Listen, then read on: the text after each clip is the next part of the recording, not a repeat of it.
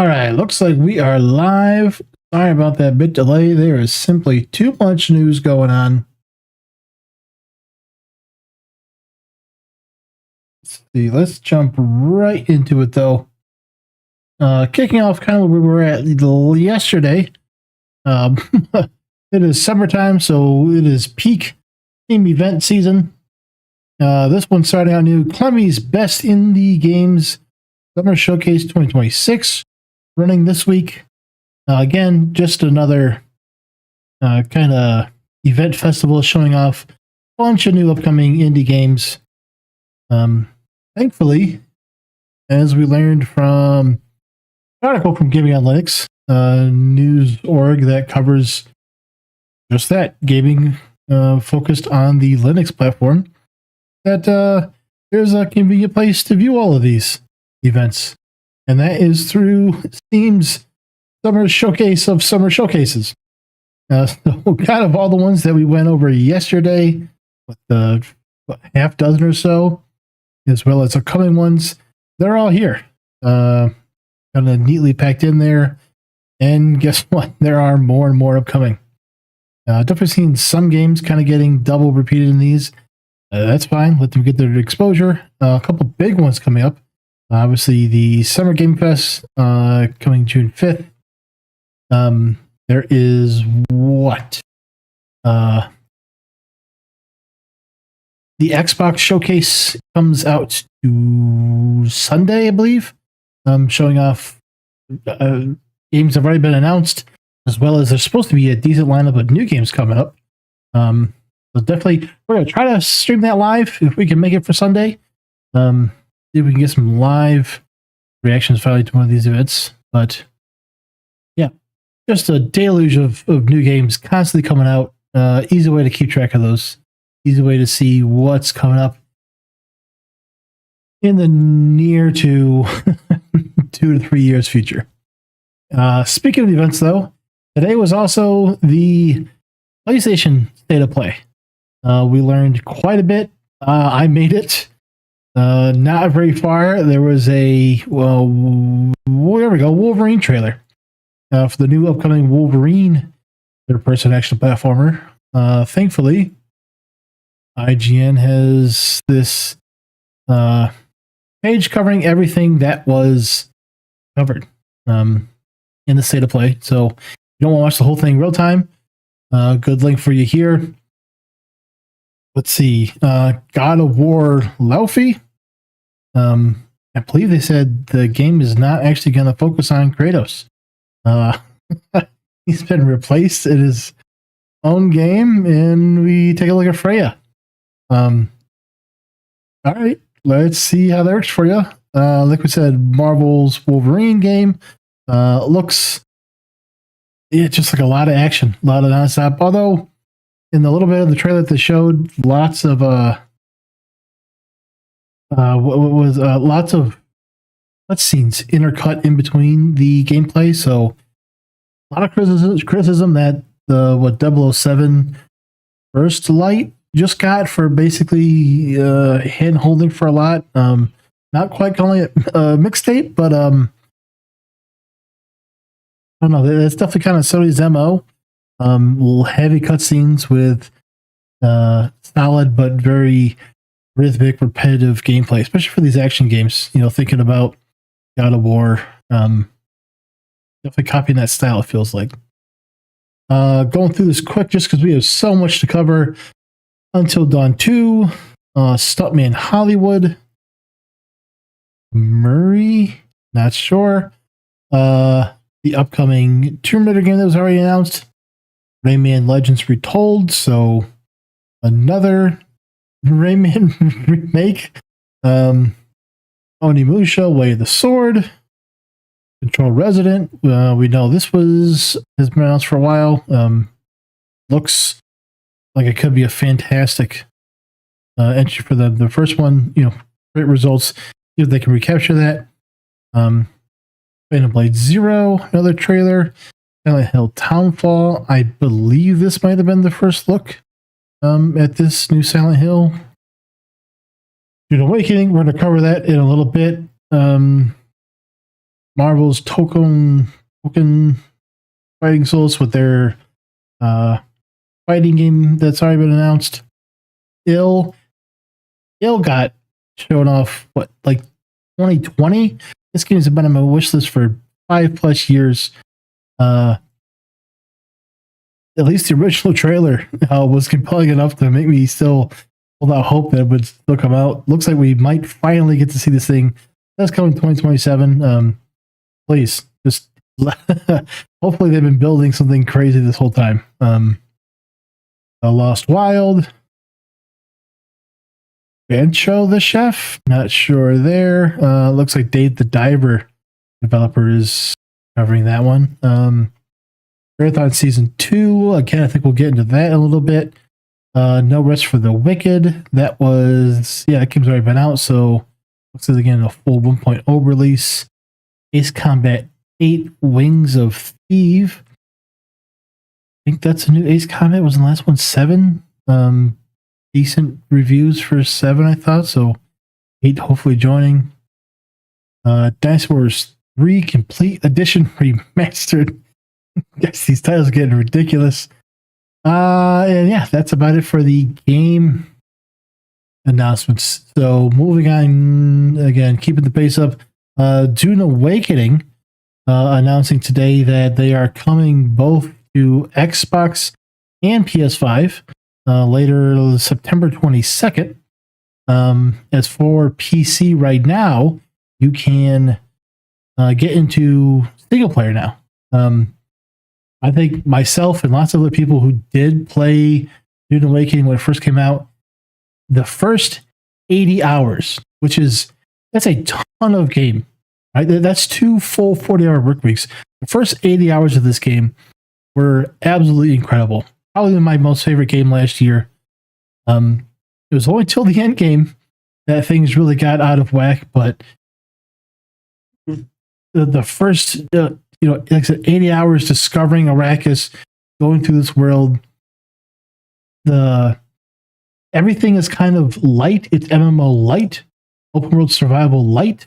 So you're not really getting too bogged down with the crazy min-maxing of here. The base building isn't insanely in depth, where that's the main focus. They really did every single part of the game kind of perfectly, if you ignore the end game. So if you haven't given Dune Awakening a shot, I would definitely, if you're not on PC, if you're waiting for the console release, check it out. I think even on PC, the full price wasn't a full $60, $70 game. So I still think well worth it, even if you're just looking for that single player experience, which in previous patch notes or updates, we found out that is going to be kind of their focus going forward. They're kind of moving away from the PvE focus and just creating more and more PvE content.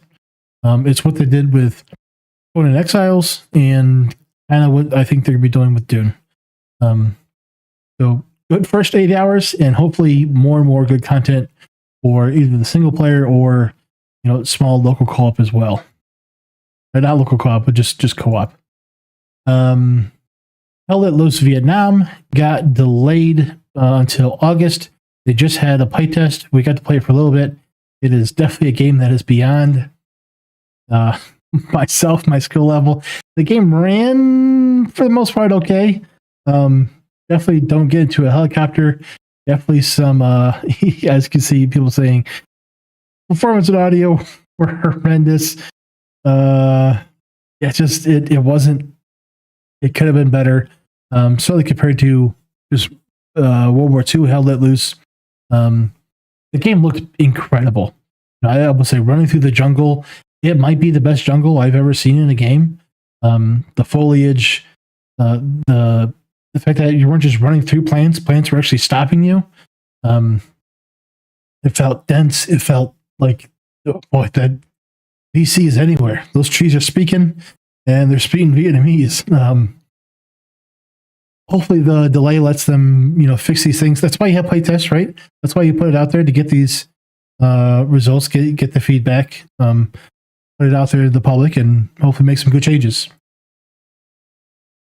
Moving on, European mobile game sector generates 7.53 billion euros globally in 2025. That's a lot of money. It'll say it'll exceed 8 billion by 2028.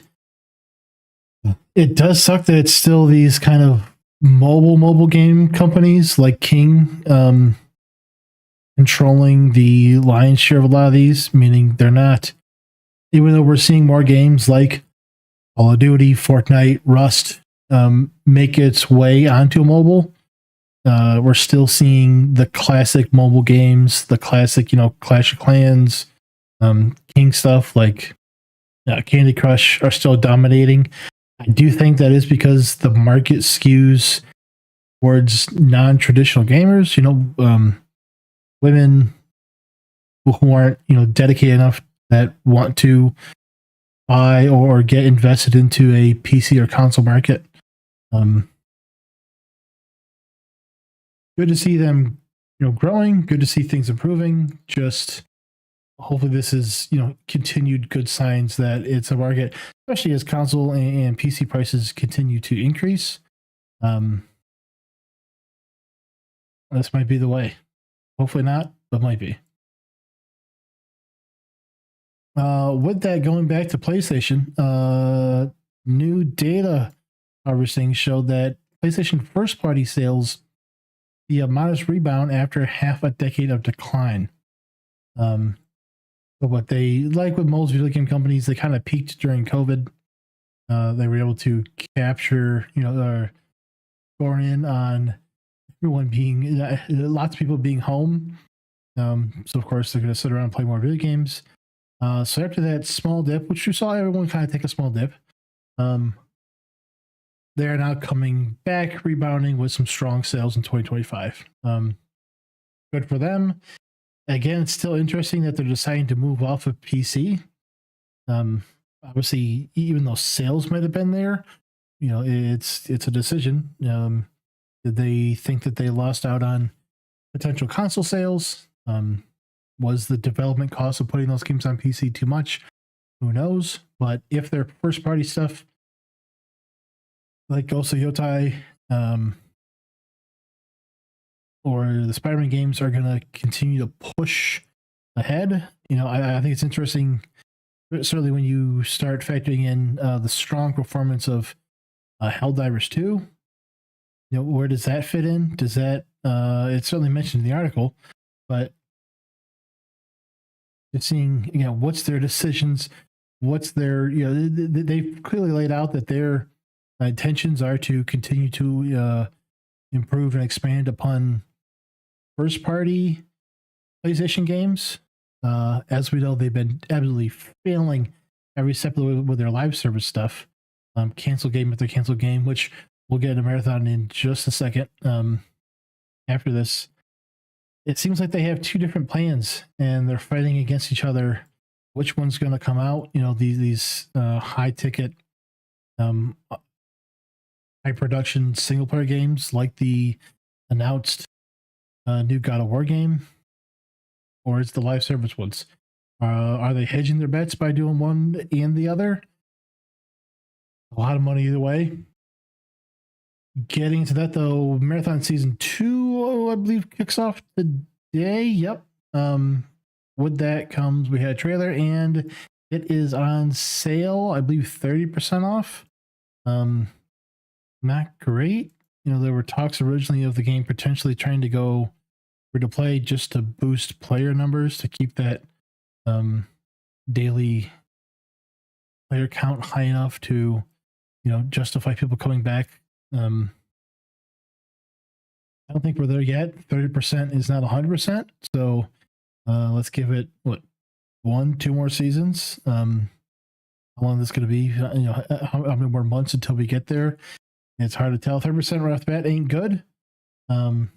We do see a lot of games, go on sale earlier and earlier, especially with like a 10-15% introductory sale price. And hopefully seasons 2 is better for them. We're rooting for them. don't want the game to fail. People who like it definitely seem to like it. I was a huge fan of the art direction, but hopefully season 2 is a potential turnaround. We know they're working on more PvE stuff. Hopefully they're able to start to turn the corner with season 2. Another game was announced today, Clutch, coming from the former, I believe, lead developer or head developer, formerly from the Forza games. So this is another driving game. Is it going to be like Forza, where it's everything and anything, or is it going to be a little bit more sim focused? Forza obviously heavily arcade. How this one's, there's a lot of driving games out there, from sim to arcade to retro arcade. It is it's surprisingly one of the most jam-packed gaming genres there are. So another one enters the field. Good luck to them. If the price is there, it's we definitely went into how we think the pricing for Forza 6 was a scam. But I played on Game Pass, so actually wasn't that bad. As you can see, it looks like lots of customization. That definitely feels like a bit more than Forza had. I was not a huge fan of Forza's customization. Yeah, this is probably one we'll be checking out. Moving on. So in the Computex, let's actually switch to, here we go. So day 1, technically yesterday was just day 0. Nvidia wanted to just get their stuff out there first, get all their AI BS out of the way. Again, there's simply so much to go over with Computex alone. So many new devices and things showing off. Everyone's trying to put Nvidia's new stuff into their things. We'll switch to, where is it at? Not that one. Here we go. Microsoft debuts Surface RTX Spark Dev Box. Nvidia powered mini PC helps devs get ready for an agentic Windows. So yeah, you figure out what that means.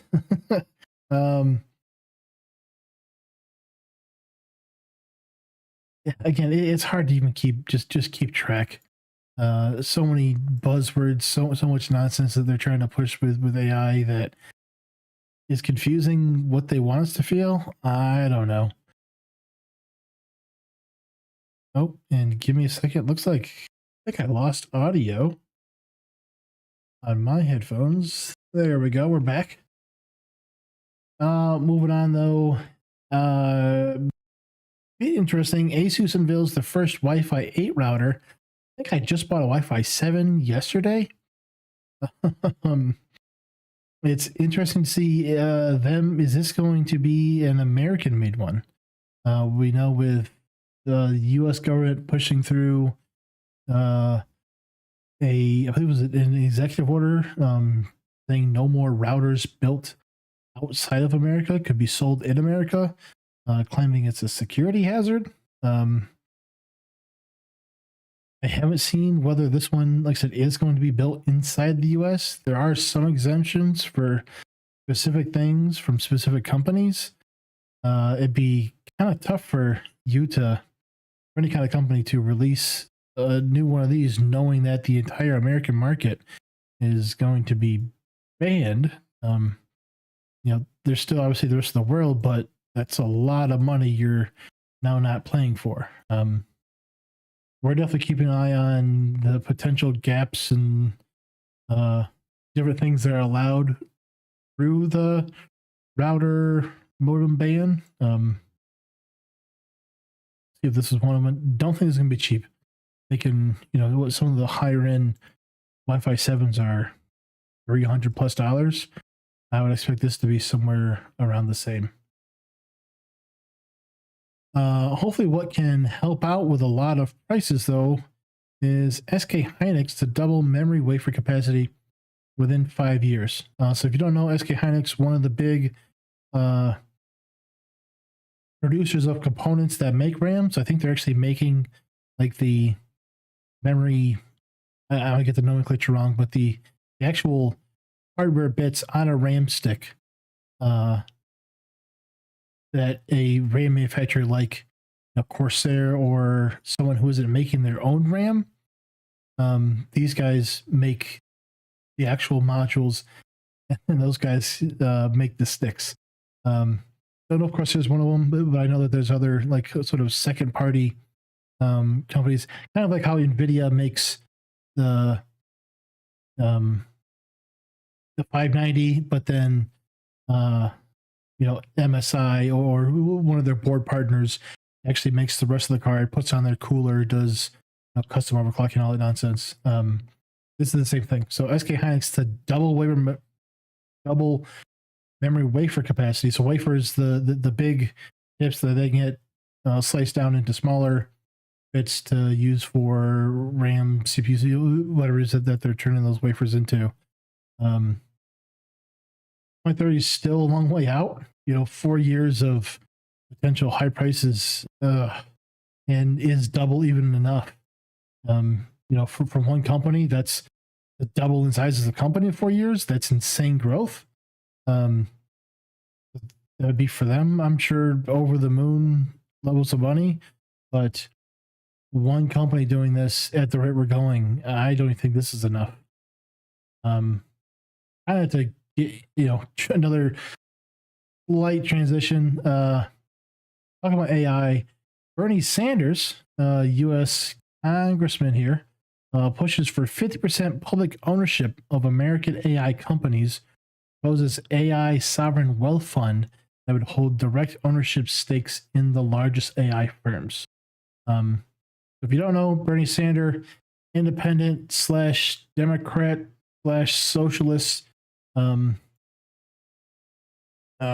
Vermont, again, avowed socialist. So his idea of the government taking a financial stake and controlling a business, that is, that kind of mentality 101. So I don't think he's picking out AI simply because it's AI. This is, government ownership of the means of production. That's sort of the MO for any sort of industry. So, but he potentially, push through something like this because of a lot of people's fear or animosity of AI. It's a new market, could fearmonger his way into doing, as opposed to a bit harder to do this, to do forced takeover of a bit more of a mature industry that doesn't need government intervention, or the public isn't clamoring about its potential ups or downsides. No one's trying to take over the shoe companies. We have, those are pretty stable. AI is a turbulent market right now, turbulent sector, so potentially can get in there. I doubt this will go anywhere. I still think that AI companies themselves are against it, and he's not in the majority in any of the House or the Senate in the U.S. We'll see what happens come November. Kind of seats change, what kind of majorities and minorities they might change, they might not. But I don't think anything, at least for the short term, from now until, if at the earliest November, nothing like this is going to happen. It's wishful thinking for him. Makes for a good headline, but I think that's about it. I think our last thing really coming from Computex, Gigabyte showcases new Infinity products for its 40th year anniversary. That's insane. Really just a shout out, nothing big on anything crazy new with these motherboards, or we've already seen these 5080, I believe, cooling shrouds before. That definitely looks very familiar to me. So nothing new, just more of a shout out to them. Congrats on 40 years.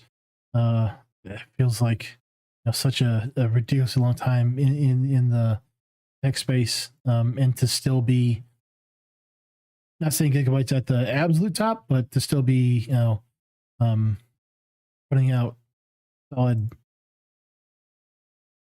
with their motherboards for that long. Congrats to them. Just a single highlight from Computex. So, yeah, too much. We're going to try to do, a bit of condensing down to all the things that were covered from Computex at once it finishes. So maybe a quick video going over the big things, kind of downplaying, yes, everything has AI in it, but keep an eye out for that. If you don't know Gamers Nexus, they have just been on fire the last week. Lisa, if you can see it, Lisa Su was giving some commencement speech at MIT, and she can't help but bring up AI and just gets booed immediately. Yes, they're a bunch of dumb college kids. Yes, they're also probably actually pretty smart, dumb college kids at MIT, but know your audience. I don't know. It's very interesting. We'll definitely have to look back in 3, 4, 5 years at how people are looking at AI right now. Once we get to live with it for a few years, I don't think it's going away.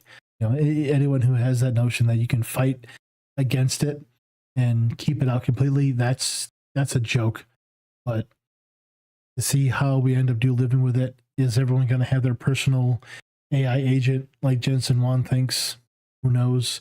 Are we going to get a little anime girl like Razer wants to put in a jar for our desks? I don't think that's the answer either. Drivers from Iron Man. Maybe, isn't that Amazon Alexa just less annoying? I don't know. That's our show, though. Like we said, so much. Boy, we went half an hour. There's just too much. We need to get a co-host. We're working on a new format, something a bit more streamlined, less of me rambling. If you don't like to hear me rambling, let me cautiously bring this into sight. If you made it this far, on our Discord channel, we have all of these links. You don't have to listen to me. Just coming from the media, this is IGN, this is PC Gamer, SteamDB with every single update coming from Steam. We have individual games coming out, so you don't need to wait for anyone else to tell you. Marvel Rival news coming straight from them, all in one convenient, concise location. We even have consoles. Like I said, we have individual games. We have hardware like AMD.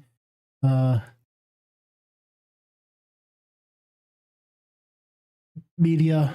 We have a free game. The free game. Where'd they go? Free game codes. Every day there's free games coming up, either through Steam, Epic. Every now and then we'll see something from some other third-party website. Independent media. Lots of guys on YouTube who are solid people.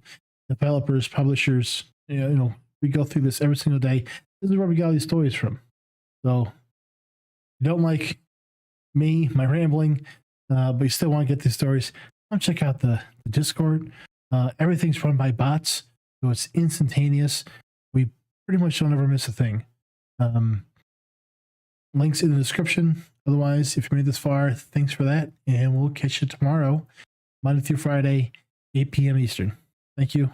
We'll see you.